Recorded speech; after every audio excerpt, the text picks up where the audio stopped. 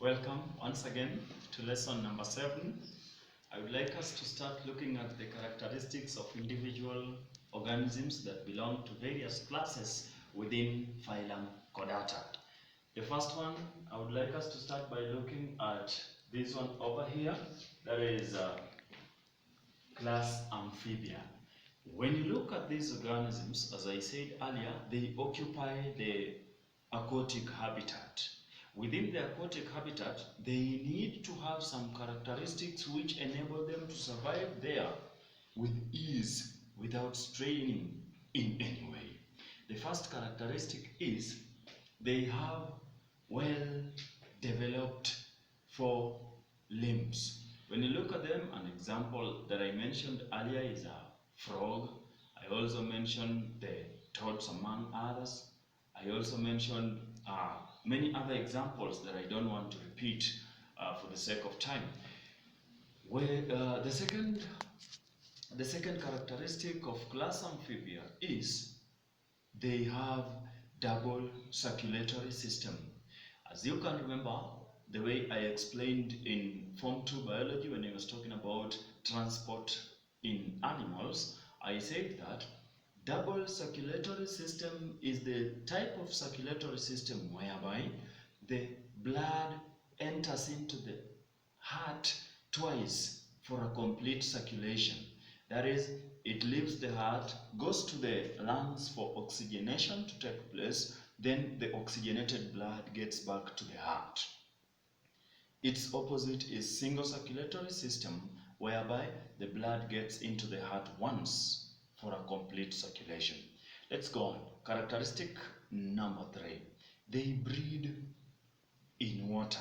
These class Amphibia, such as the frogs, they breed in water, whereby the female one will lay egg on water and the male one will just come and spray the sperms onto this egg so that fertilization takes place externally. Therefore, we call it external fertilization.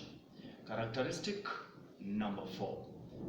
Gaseous exchange takes place by use of the gills, lungs, or the skin. This adaptation enables some of these organisms to occupy both terrestrial and aquatic habitat.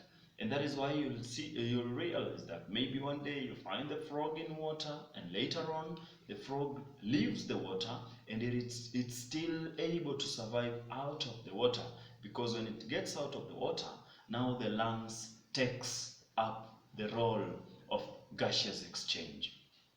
I would also like, before I go to the next part, let me conclude by talking about the 5th characteristic, that is, they are ectotherms. They cannot control their body temperature and they depend on the external environmental temperature. When a place becomes warmer or hotter than their body temperature, they tend to move to a place which is quite cooler. And when the environment tends to become maybe colder than their body temperature, they tend to move to a warmer environment. And that characteristic is, and in that regard, we refer to them as being ectothermic.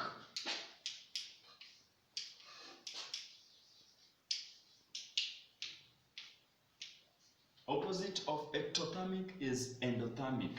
Ectothermic organisms are the ones that cannot control their internal body temperature automatically, but they depend on the external one. And we can also refer to them as poikilotherms, but that one we'll come to it later on, especially in Form 2 work when I'll be talking about homeostatic processes in living organisms. I would like to talk about the next class, that is class Reptilia. Let me talk about this class over here. Class Reptilia comprise of organisms whose big number occupies the terrestrial habitat but not the aquatic habitat. There are a few which occupy the aquatic habitat. The ones that occupy the terrestrial habitat may include the lizard and the gecko, while the ones that occupy the aquatic habitat may include the turtle and I've talked about the turtle, and also another one which is referred to as the crocodile. Snake may also occupy the terrestrial habitat.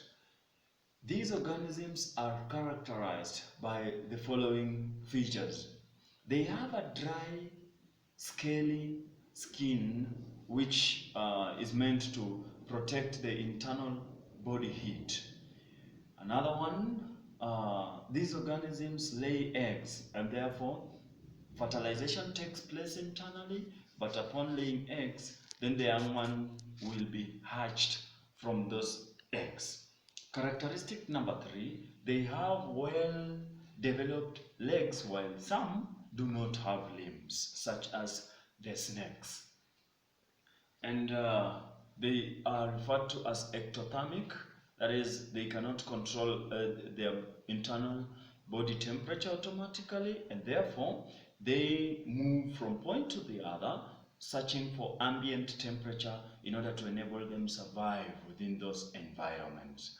They also have a double circulatory system, and I said earlier that double circulatory system is the type of circulatory system whereby the blood gets into the heart twice for a complete circulation. And having talked about that, I don't think if there's any other that I need to add onto what I've just explained. I'd like to stop there, and that marks the end of my 7th lesson. Let's meet in lesson number 8, whereby I'll be talking about these other classes that are remaining, that is class F's and class Mammalia. Thank you so much. Let's meet in our next lesson.